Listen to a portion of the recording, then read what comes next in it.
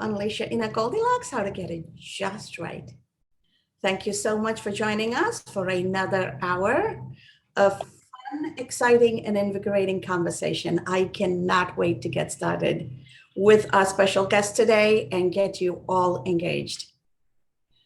As we get started, let's take a moment and think about why we consider ourselves a Goldilocks community and what are we intending to accomplish by unleashing our inner Goldilocks. To me, Goldilocks reminds me of this young girl who knew exactly what she wanted and how she was going to go about obtaining it. We are all born innately with that ability, with that power of influence, and with that ability to understand ourselves and key into everybody around us. Somehow when we grow up, we start losing all of these innate senses and we get set in our ways for one reason or the other. There are various reasons we get that way. But what if we take a moment? What if we took a step back and tried to tap into that inner young person in us who truly can look at various sides of an issue, can look at how to show up not too hot, not too cold, how to show up not too hard, not too soft. Just like Goldilocks knew her porridge shouldn't be too hot or too cold. It had to be perfect temperature for her to be able to enjoy it. And Goldilocks also knew when she sat on a chair, it shouldn't be too hard, it shouldn't be too soft. When she laid on a bed, she needed to make sure it wasn't too big, it wasn't too small. It had to be just right. How do we tap into our inner Goldilocks, unleash that power and get things just right? And why is it important? We as individuals can only impact three levels from where we are. That means if I take a position based on my perspective and my own impact, and I don't care about how that particular issue affects anybody else, I would tend to come from an extreme right or left from my perspective. Therefore, I can only affect three levels towards the center because in either case, I'm already at the extreme. I always smile when I realize whether I or somebody else I'm with is taking an extreme position, because we don't consciously remind ourselves, hey, if I take an extreme position, I have become an extremist in every particular issue. And it's not a bad word, it's just a statement of fact. And once I realize that, oh my Lord, let me move a little towards the center. Let's see how this particular issue affects various other people. And today, particularly, we are going to be talking about how it's important to understand different cultures, different faiths, different languages, because that also goes into perspective taking. If my entire universe is understood through the lens of a singular language and singular faith, I am already biased before I start, and I've already taken an extreme position before I start. How do I understand that? How do I move towards the center? And why should I move towards the center? So if I can only affect three levels from the place where I am to influence outcome, what if I take perspective and gradually move towards centeredness, where whether it affects me that way or not, I can see how it affects other people. And then I come from that place of centeredness, which gives other people the opportunity to engage with me, because I am not saying it's my way or the highway. And if it doesn't get the outcome I want, I'm not going to play. And there's no reason for anybody else to show up. There is no benefit to engaging. If all they're doing is engaging to lose, why bother? So the centeredness and perspective taking allows us to maximize our influence. And when we get to that centeredness, we can influence three levels to our right, three levels to our left, and everybody else around the center.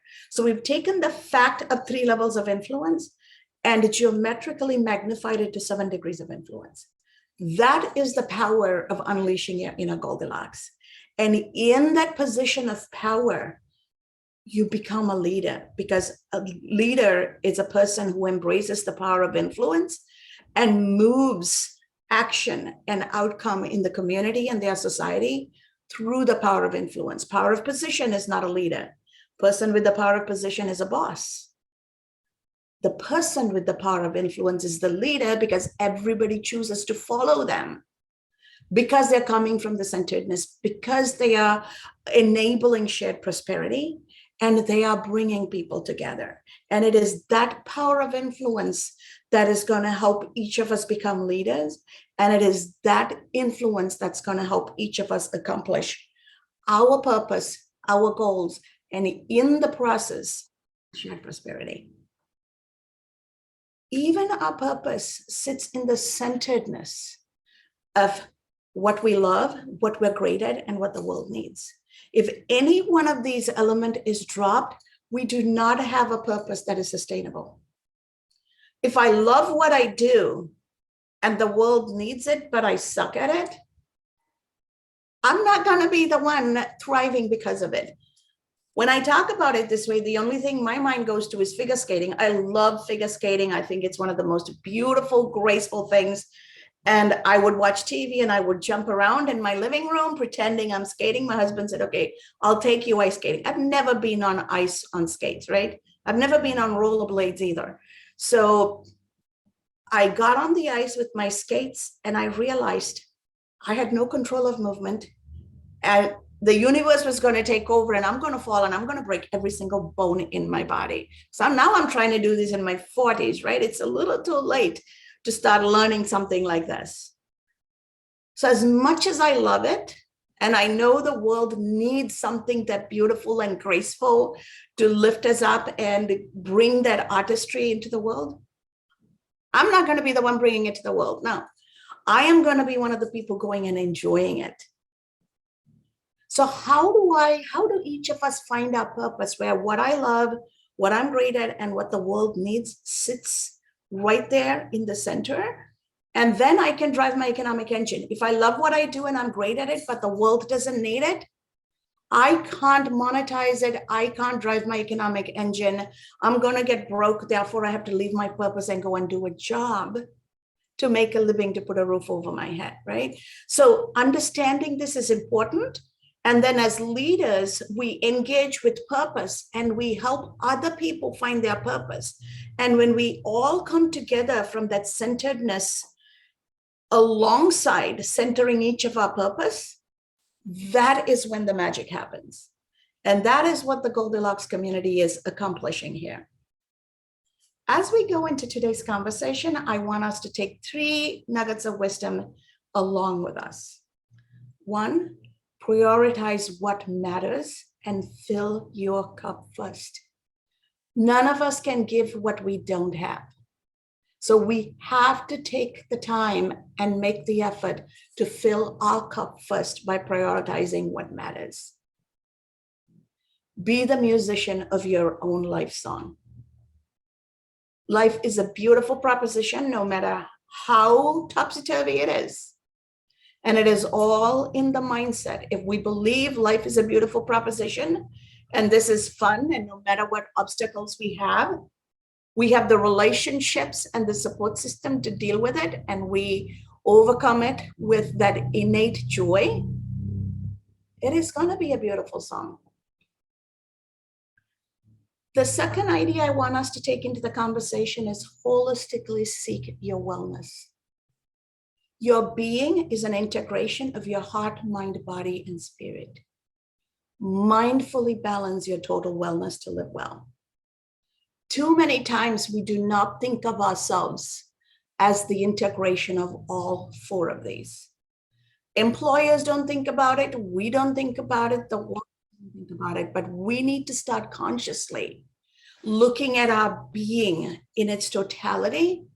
That way we are going to show up holistically in our state of wellness.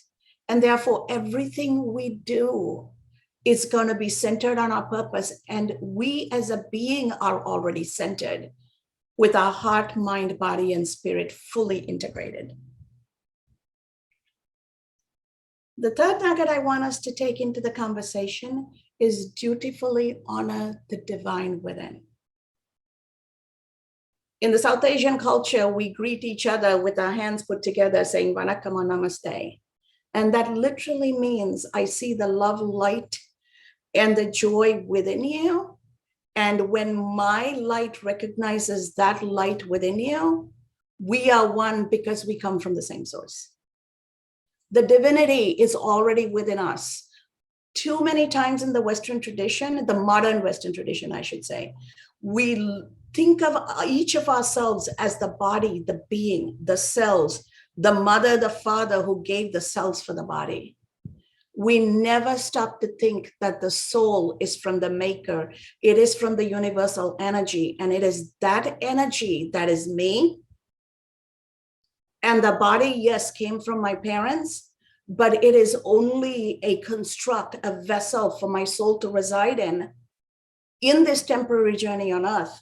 But the soul is larger than that, it's deeper than that, and it's long lasting than that.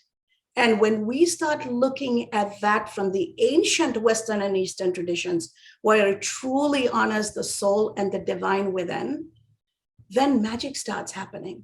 So the light and divine within you is also within all living beings.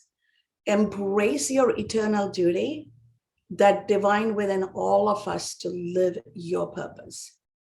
So remember, when we embrace that divine within each of us, it automatically reminds us that same divine is within every other living creature.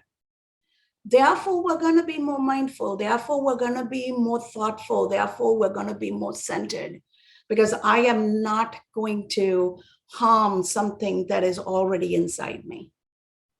Right? So looking at it this way gives us a broader perspective.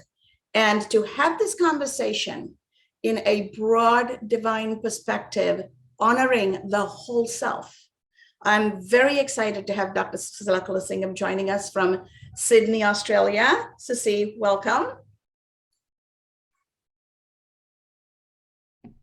Thank you, Cass. It's great to be here. Thank you. And we are going to be talking about how to live mindfully, holistic health, and Sanadana Dharma. Before we get deep into these elements, I want us to get to know a little bit about Dr. Susila. Dr. Susila Kulasingam is a healthcare professional whose passion for health and well-being stems from her own personal journey through life and from the intimately intertwined journeys of her family and friends. She draws inspiration from her experiences with her patients as a clinician early in her career, from her experience with her fellow corporate colleagues as a pharmaceutical physician executive within research and development-based Fortune 500 pharmaceutical companies for over 15 years, and from her experience with her community as a public health advocate and educator. Susila has a medical degree, as well as a master's degree in pharmaceutical medicine and in public health. Based in Sydney, Australia, Susila is an avid walker and swimmer, reads voraciously, loses herself in her piano playing, practices and teaches yoga, finds awe in discovering new things about the people and world around her, and laughs often at the antics of her little dog, Layla. Dr. Susila, welcome. Welcome, and so honored to have you with us. Thank you, Cass. I'm very excited to be here. I've really enjoyed the last two sessions with Nermeen and Karen as well. So I'm really looking forward to this. Beautiful. As we get started, Susi, what brought you to a point where it's normal for young people growing up saying, I want to be a doctor, I want to be an engineer, I want to be a business person, these traditional roles. While you pursued one of those traditional roles, you've modified and evolved it to fit your life purpose. Talk to us a little bit about what brought you there so that it can act as a roadmap, a blueprint, a guide for other people, wherever they are, wherever they stand today, to pivot towards their purpose. Thank you, Cass. It's been an incredible journey, really. I started, I think, at the age of 4. I just wanted to help people. I wanted to heal the world. I wanted people to feel happy and healthy. For some reason, I gravitated towards becoming a doctor. Very early on, when I was 11, actually, I lost my dad. He had a heart attack. And so I thought about why this had happened and what I could do to make sure that, other 11-year-old girls weren't gonna miss out on having a dad.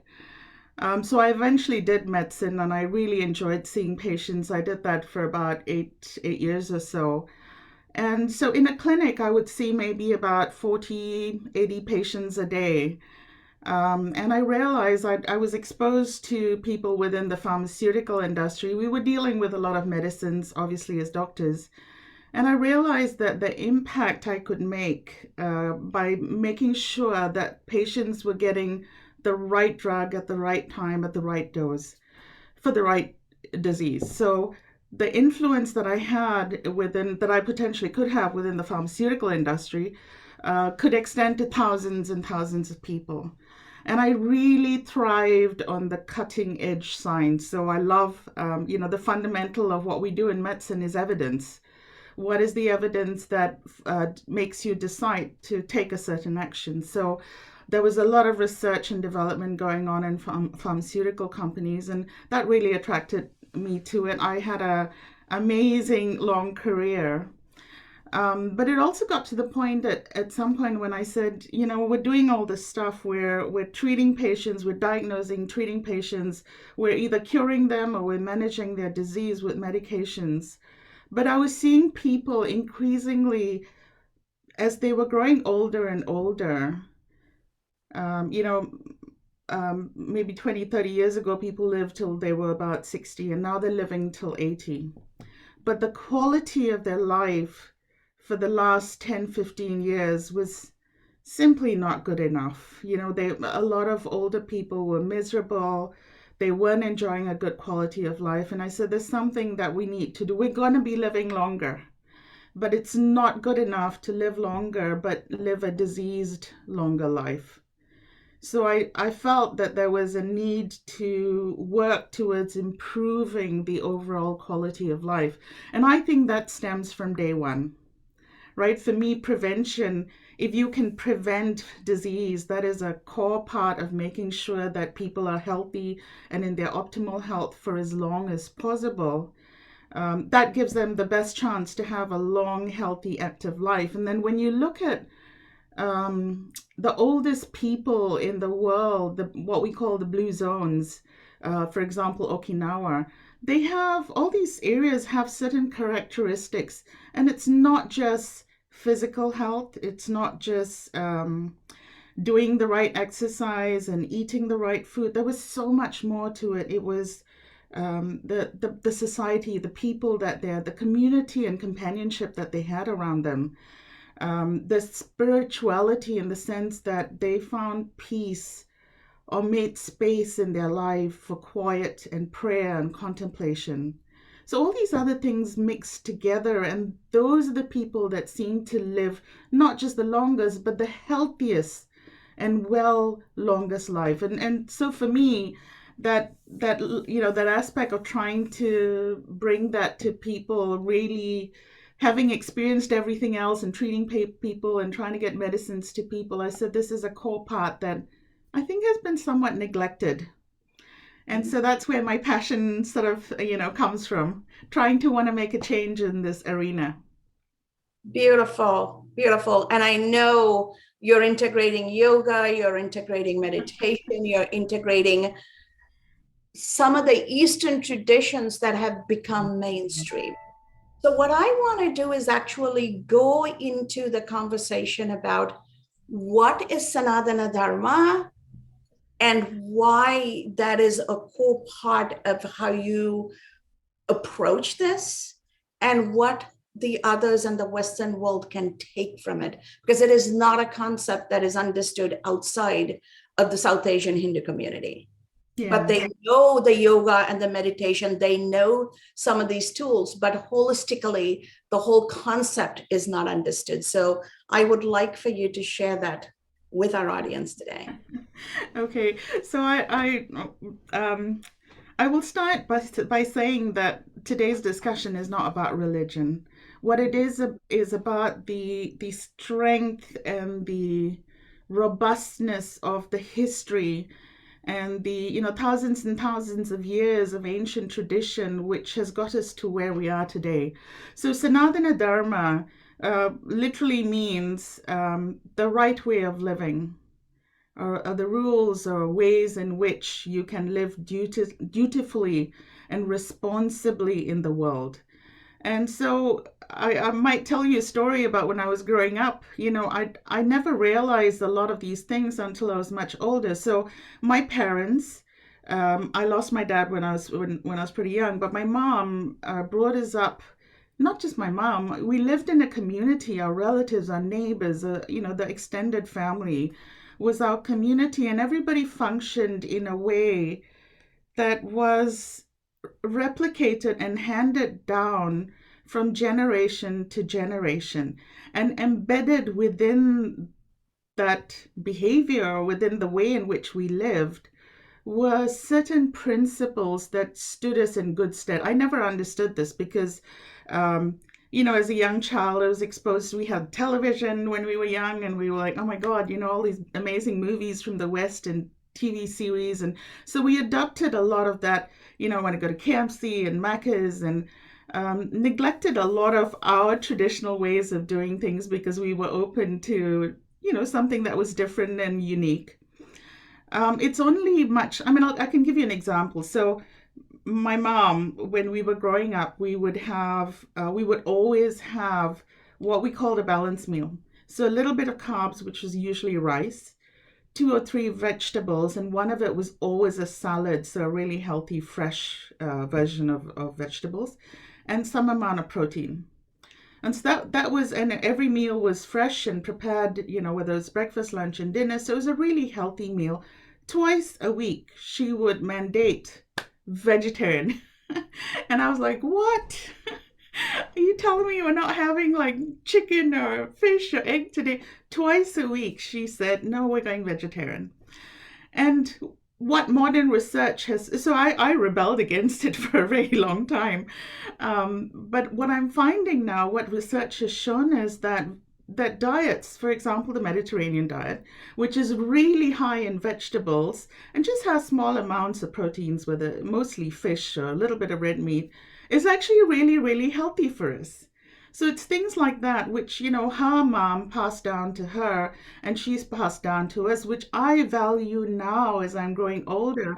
I'm gravitating towards having more of those sort of foods, which are much healthier without realizing it.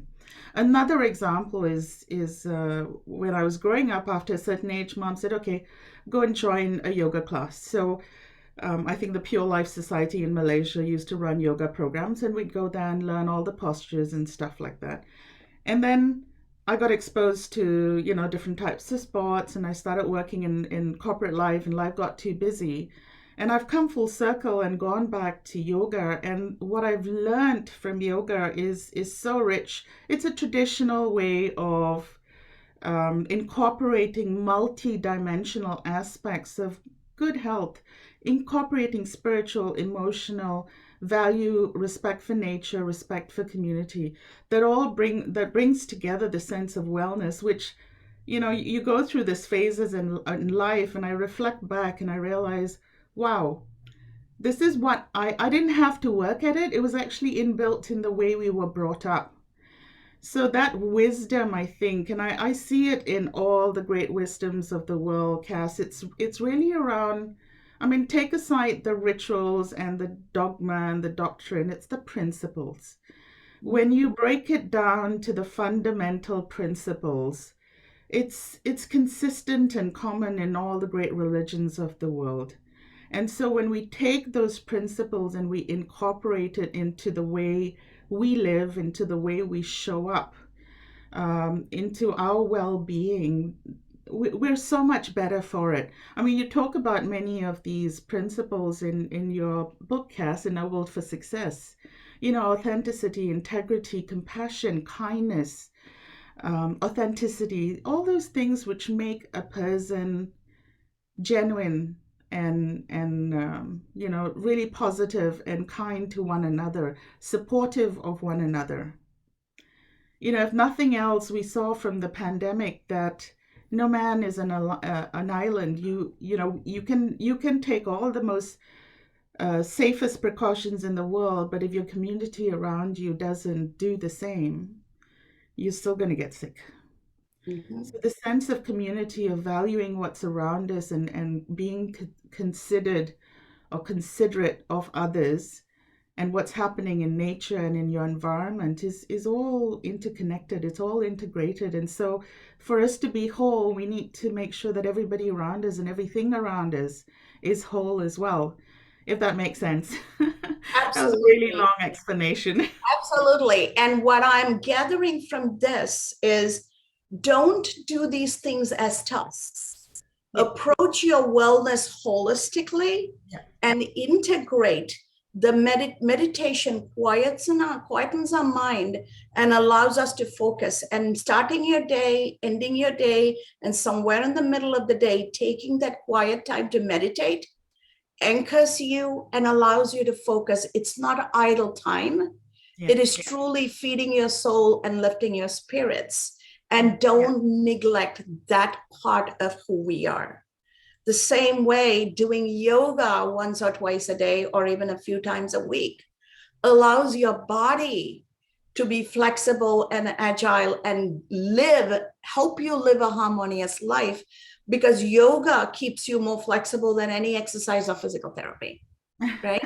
So this whole heart, mind, body, spirit integration, don't do them as tasks. People go to kickboxing, yoga, dance lessons, and they do them as tasks. As exercise. But your advice is integrate it holistically into being that being you were meant to be, and then allow that being to show up in a way that is fully well. You're fully well, not just physically, but in your mind, in your spirit, in your heart. Therefore, everything you do is going to be mindful, and it sustains your human environmental ecosystem. Yeah. So Kaz, there's a couple of components there, right? When we talk about yoga, I think many years ago when yoga moved to the West, they took it to be postures, all these different positions, right? What we call asanas. But there's so much more to yoga. So Ashtanga Yoga, or the 8 limbs of yoga, actually is a prescription within Sanadana Dharma, within this ancient tradition, which tells you there's 8 different components: how you treat yourself, how you treat others, how you keep your body. If your body houses your soul, you have to look after your body so that you can do your duty, you can find your purpose and perform your purpose. Mm-hmm. How you control your life energy through your breathing. Right, and then the different stages of focusing internally, detaching from your senses, and eventually attaining that sense of peace and calmness and spirituality, what we call Zen. So there's various different steps in it. I think we lose out when we only focus on the physical part. But what the other aspect of what you're saying is, when you look at, when somebody tells you, for example, say we didn't brush our teeth twice a day, right? And somebody tells you you have to brush your teeth now because your whole teeth are rotten. You've got caries all over the place. It becomes a chore that you have to work on. But because we grew up day in, day out, from day one, our parents told us you have to brush your teeth twice a day. We don't even think about it. So we have, how can we automatize processes which are healthy, which nourish our well-being, so that they just become a way of life for us, as opposed to, I've got this whole list of things to do, and now you're telling me I've got to meditate for like half an hour a day, and I've got to do a bit of yoga and all that other stuff. And you're adding now to my stress levels because I've got that much more to do. Whereas, I can give you a simple example. I wake up in the morning, and during COVID, I used to want to watch the television first thing in the morning just to get the stats of what was happening, what was going on. And I found myself getting really down. I started my day every day watching television, and it wasn't good news, watching the news, and feeling, such a downer to start the day with. And I said, what am I feeding myself with? When I look at the TV, at the internet, Facebook, whatever it is, listen to the radio, what am I feeding myself with? And if I'm feeding myself with morbid, sad, discomforting things the whole day to start my day with, what is the rest of my day going to be like? So to start it with something as simple as a gratitude journal, or thinking about 3 things that really were amazing in yesterday to start your day off. You fill your whole body and your senses with warmth and happiness and joy, good feelings. Now, can you imagine how the rest of your day is going to be? So this is about this is about being intentional, about being mindful, about choosing. If you don't choose, somebody's going to choose for you, right? And you have the authority, you have the ability to choose for yourself what is most nourishing to your spirit, to your health, to your physical body, to your emotional well-being. I create a schedule. My goals start with not what do I have to do for the day, but who am I going to talk to today that I haven't spoken to for some time? What am I going to do that's going to make me feel good about myself or feel good about my environment?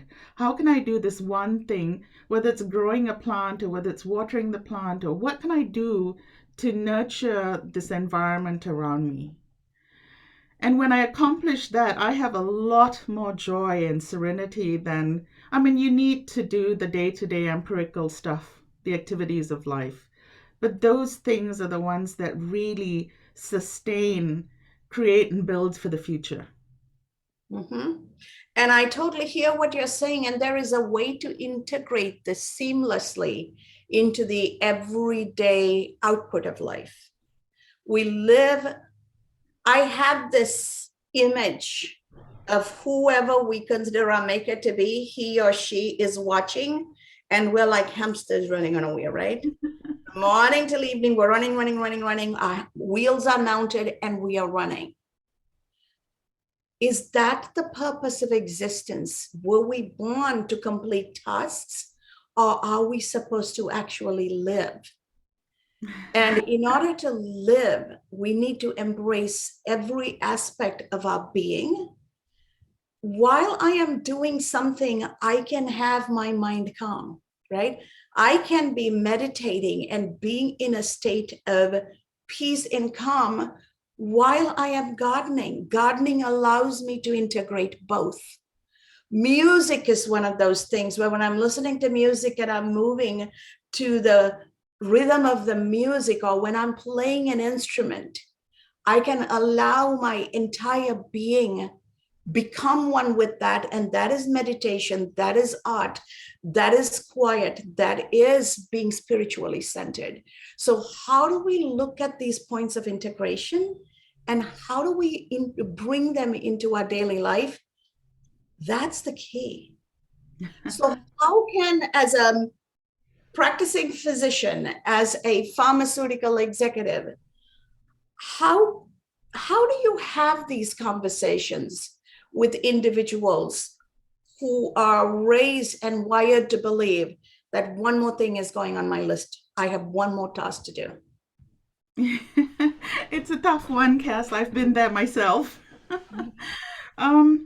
I think there is an increasing, so the beauty is there's data, there's evidence now, right? So there's a lot of information out there that businesses, corporate environments have actually, or HR departments have pulled up, which actually talk about if you want an employee to perform the best, they need to be well. right? So they're investing in well-being. And it shouldn't just be saying the words, but actually living the talk. So it's no point saying we're going to run yoga classes for you every day during lunch and then keep them busy during lunch with meetings and stuff. So it has to be a leadership led change, which actually encourages employees to do that. But I think, to begin with, if I can take a step back, it's really about knowing what you want, right? It's about, and Karen Ann Bullock talked about this at the last class. It's what's your purpose? Last session. What is your purpose? Are you self-aware about why you're here? Have you sat down? I don't know why we're really reluctant to do this, but it's okay to sit alone and just be, just think, right? Just let yourself. And there's a beautiful book which talks about writing and writing and writing, 4 pages first thing in the morning, and that gets rid of all the mess in your mind. And then you get silence, and then you can hear that internal. Some people call it intuition. Some people call it gut instinct. Some people call it the divine within yourself, the inner wisdom that tells you. We often don't listen to it. But if you do listen to it and it tells you what your purpose is, then you can decide, okay, how am I going to execute on this purpose? How am I going to live it? And it is incorporating all the things around that make you feel better. So what is it?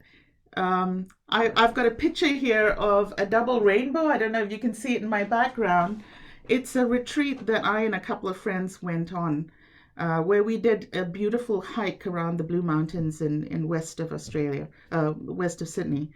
And it is communing with nature that I know, and my friends, we feel full and joyful and reinvigorated when we do our walks.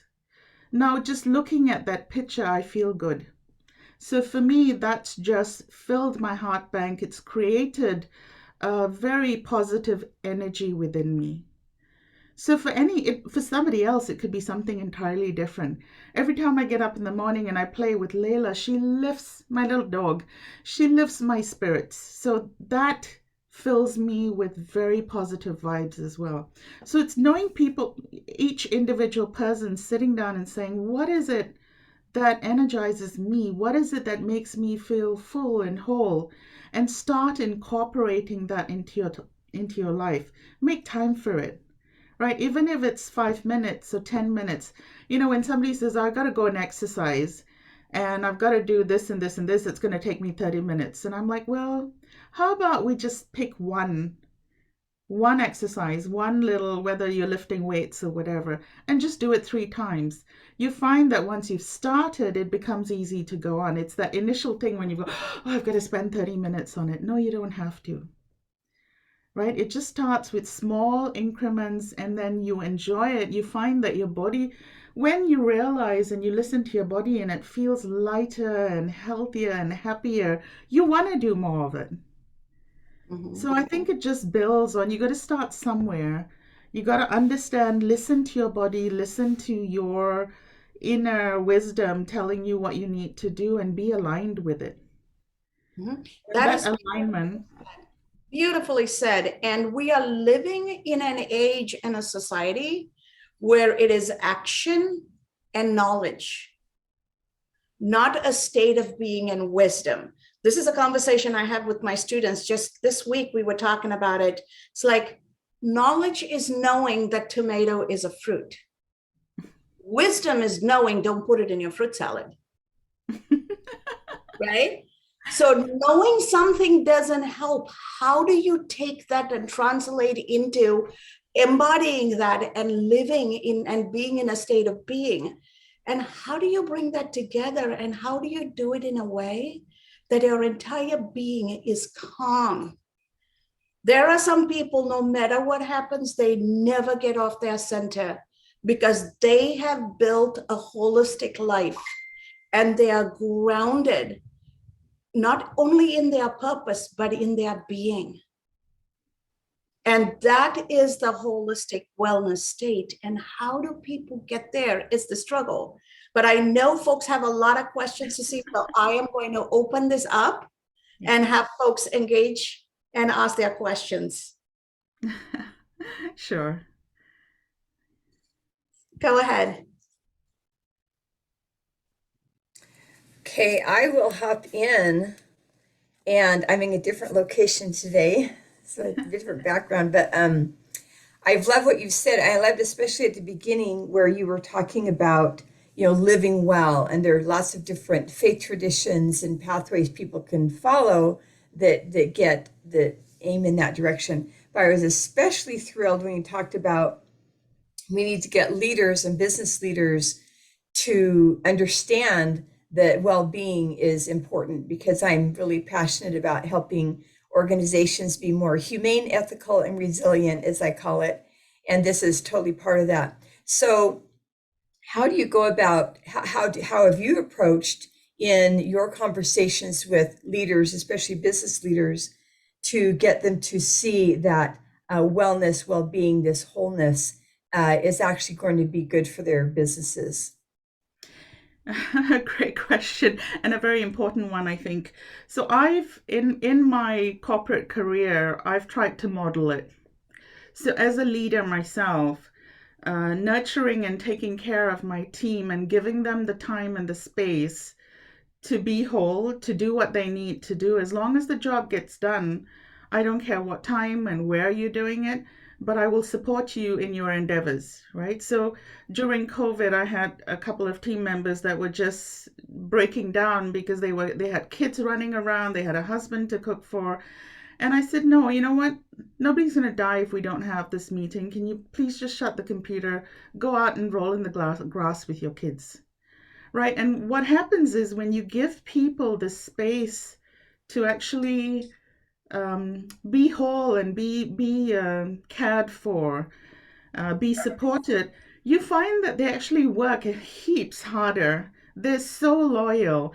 And so the teams have done so well. And so that's reflected when in the way that leaders show up, you can see that the teams are doing well. So very often I take this model, this case model, and I say, this is what I've done with my team, and these are the results. Here's the evidence. Right? You can do that, or you can choose to stay. The worst thing that will happen is people will get bored, they'll get exhausted, they'll go on sick leave, they will leave the company, then you got to start all over again, training and embedding people with the corporate culture. When you have good people, look after them, invest in them, because people are your strongest asset. So that's, I try and model.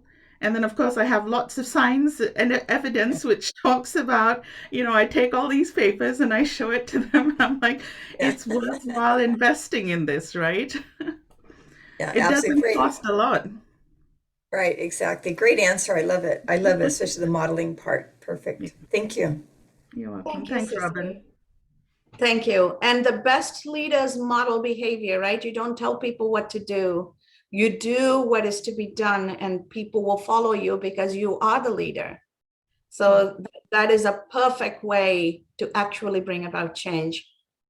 Cheryl here is asking, what meditation practice would you recommend? Or what is Okay. your favorite meditation practice? Okay, I actually have many of them. I have the traditional meditation that we have where you focus on something, or you can have a guided meditation where you listen to an audio and you just relax and let that voice transport you. I'd say one of the most simplest and happiest forms of meditation I have is just sitting out in the open with nature in front of me and just observing it, whether it's birds or butterflies fluttering from flower to flower. I can feel my entire being just settling down, grounded, calm. My breathing slows down. So I'm not even, chanting anything, or I'm just sitting very comfortably in my patio. and just watching nature, the blue skies, allowing the breeze to, so allowing my senses to just immerse with everything that's around me. It's so easy to do, and I mean, you just have to take the time to stop, and what they say, smell the roses. Absolutely. So Dr. Susie, forgive me, I wasn't really camera worthy, but I wanted to jump in, so forgive me. That's all right. When I hear meditation, I hear that specific guided either mantras or guided imagery, and they're my idea of meditation. I go on my kayak, and I kayak 3 or 4 times a day, and I have to be on the water, and I'd rather commune with the ducks and my egrets and my turtles and everything than people sometimes, because it just grounds me. But it's never anything formal. It's just I get in the boat, I get in the water, and all of a sudden there's this that comes over me, but it's never formal, and I didn't know if I needed to make it formal. I just have to be there. Yes. And that's so true. People think you have to sit cross-legged in a lotus position and Exactly. you know, And I haven't done that since I something, was 5. no, I mean, okay, so that's the formal meditation that you know people teach you, but meditation is a state of being that you can get, and you know, I think nature does it. For me, just being in front of the beach and watching the waves roll onto the beach as well, that is meditative for me. It could be cycling in a parkland, just, you know, the wind in your hair, whatever makes you feel at one with yourself. I think that's, Someone you know, told me to match my sign because I'm a Taurus and it's an earth sign, that I'm better when I take my shoes off and I'm connected to Mother Earth. And I thought it was a little hokey. Again, that whole doctor thing. I sit in my intellectual. It's like, really? She goes, go hug a tree. And I said, you're kidding, right? But it was that whole take your shoes off, be one with nature. And I actually sat near the tree and then started doing all kind. And that was the most amazing connection I've ever felt. it's what works for you. But you got to try some things, because a lot of it we have to get out of here and we have to get into here. And that was my hardest part as a professor, going, oh, but I knew all this intellectually. And it's like, yeah, none of that matters. Go hug a tree. You know, I mean, that's something really important that you said, Cheryl, because when people talk about holistic health, they get a bit worried. They're like, ooh, we're talking about alternative and mumbo jumbo. No, holistic health, my interpretation of holistic health is treating a person as a whole being, as an entire being, not just as one disease that I need to handle.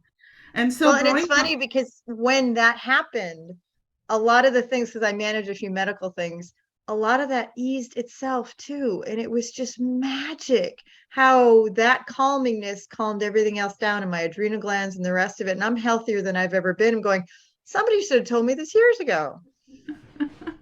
So thank you. Yeah. I applaud your wisdom. I like your, I'm going to borrow that, Cass, for your fruit salad and tomato. That's brilliant. Thank you.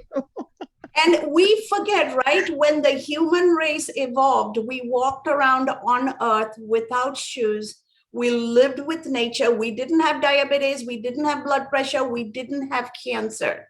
And we didn't have cell phones, and we survived. Every nerve in our body ends up on the foot. The Eastern tradition, we don't wear our shoes inside the house. We don't wear shoes in the garden, because we honor Mother Earth. Before we dance, we take our shoes off and we touch and worship Mother Earth before we dance on her, right? So when we honor everything around us and we live in the presence of nature as a being of nature, that is what meditation is. But because all of this was brought as commercial tools to the West, we think of it as classes and routines and processes, and we've superimposed this commercial rigor into the very simple state of being. And so we just have to let go all of this commercial corporate stuff and just become who we were meant to be. Because if we were supposed to be walking on stilts or something, I think I would have looked like a giraffe. I'd have looked 5 feet more taller.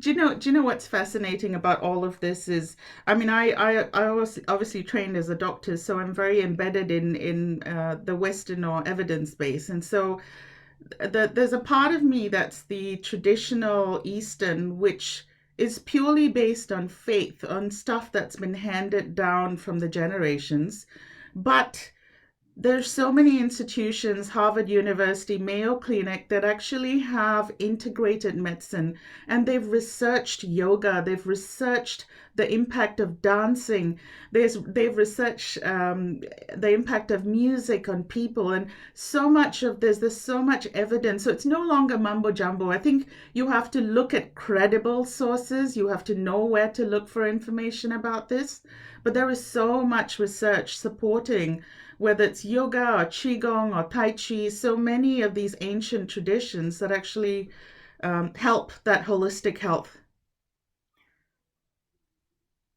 Very much so. Very much so. We have time for one quick question. Dr. Susila, how are you? I'm good, Wolfgang. It's great seeing you, and I love that that rainbow behind you. Does The make double me feel more rainbow. calm. Yes, I love it. And this may be too much longer of a question, but I like what you were saying earlier, and you mentioned and I'm gonna say it wrong, but I try to write it down. Sanadana Dharma, something like that. Sanadana Dharma. Yes, and wonder how much of that really plays into in combination with your meditation into your life, because just because I grew up in the Western world, I don't do much of what we call meditation. I do get up almost every morning at 4 a.m. not because I want to. My body says get up, wake up, and what I do is I read scriptures and I pray, and I call that my meditation time. But I'm curious about the integration of your beliefs, and then also doing it. I would love to meet with you face to face sometime and just learn about the meditation from the purely body experience, which is what you are. I feel that body mind experience. Yeah. Okay. So it's not a short question. I'm sorry. So to your first point, I think just remind me what you were asking specifically. Is it how do you integrate your beliefs in Sanadana Dharma into some of your meditation and day-to-day activities? Yeah. Okay, so Sanadana Dharma is for me, it's been passed on from generations to generations as long as we were around, as long as humans were around. What it does incorporate is all of these things. So I was always looking, we don't have a single book or a founder or anything like that, right? It's a tradition. So there's many different books. I was looking for structure. And so all this is actually incorporated, the way that you interact with people. It's advice on that. It's advice on how you have to treat yourself, how you have to be with yourself, how you have to be respectful, compassionate. And it includes meditation as well. So all this is actually incorporated and taught to us as a way of being, as normal things for us, right? Growing up. So I learned it as a child, and I structurally tried to forget it when I started getting older, because I moved into a Western, a different modern world. And I've come back now to sort of regain my roots, because there is so much wisdom in it. And I think you have to go through that process to learn the value of it. So it is actually already embedded. And it's just some things that our parents would sit with us and we would do it as a family, and we grew up with. Mm-hmm. And thank you, Susi, for that beautiful explanation and amazing question, Wolfgang. One of the things I think as a full takeaway for us is Sanadana Dharma literally means a way of life that we honor the duty for the divine within and the divine contained in every living creature around us. So it's not a religion, it is a state of being. And every religion actually prescribes it in its religious scriptures. So it's really not foreign to any culture, but when institutions commercialize things, then that gets modified. But if we peel the onion and go to the principles of every society, every culture, every faith. They're all telling us the same thing. I always grew up believing that every faith is related, interconnected, but every institution has a different marketing program, right? So the ads are different, the campaigns are different, the look and feel of it is different, but the underlying product is the same. Everybody's selling batteries, but everybody goes to market differently, kind of thing, right? So how do we charge up the soul and the spirit inside of us? And how do we allow that inner soul to show up in life to honor every other soul? Because the same maker who made my soul also made the other souls. And there is energy in trees, in plants, in creatures. Honor all of them and live peacefully with them instead of destroying, because when we destroy one thing, the ecosystem has a cascading effect, as we are seeing in global warming and everything else. So ultimately, Sanadana Dharma is going back to that state of being in the way the universe intended for life to evolve. But commercialization has taken us off track somewhere, and this is bringing us back to the roots of being human. It's not a religion. It is a way of life to remain human and reclaim our humanity. That's the best way I can put it. Nice. Susie, thank you so much for having this amazing conversation and giving a lot of food for thought for our audience and our live audience here in terms of how to understand our holistic being, how to live a meaningful life, and how to truly fill our cup first so that we can fill it for the others. As we bring this to a close, we can sit and talk to you for hours. So we would like to hear one thing, if we can do one thing to change and move towards this life in a state of being with Mother Nature and evolving the way humans were supposed to evolve, what would that advice be? Oh, I think just respect everything around you. Respect things and respect yourself. Honor yourself, honor who you are, and make that effort to gain your strength, to build yourself so you're as optimal, as well as you can be. Then you will actually be able to give so much to the rest of the world. I love that. I love that. Respect and honor yourself. And in that process, you respect and honor everything and every being around you. Thank you, Susie. What is the best way for folks to connect with you, to stay in touch with you? And everybody is going to want to buy the book where you talk about all of this. So please tell folks where they can find you, where they can keep in touch with you, and how they can follow the book launch. Okay, so Kaz, the best place to find me is on LinkedIn, Dr. Susila Kulasingam, and you can message me and I check it every day, a few times a day. So I'll be more than happy to be in contact with you and to respond to any questions or any requests that you have. I really look forward to hearing from you. Thank you. Thank you so much, Susie. And thank you to our live audience. Thank you for our regular followers. And the most important message we've heard today is respect and honor yourself and be in that holistic place where you are well and your well-being is upmost, so that the way you show up allows you to be successful and live in your purpose. Thank you for that amazing conversation. Thank you for the amazing audience insights and questions. And as we bring this conversation to a close, I would love to remind everybody, every human interaction is our opportunity for transformation. To me, doing this with all of you every week, this is my meditation. This is my place of peace.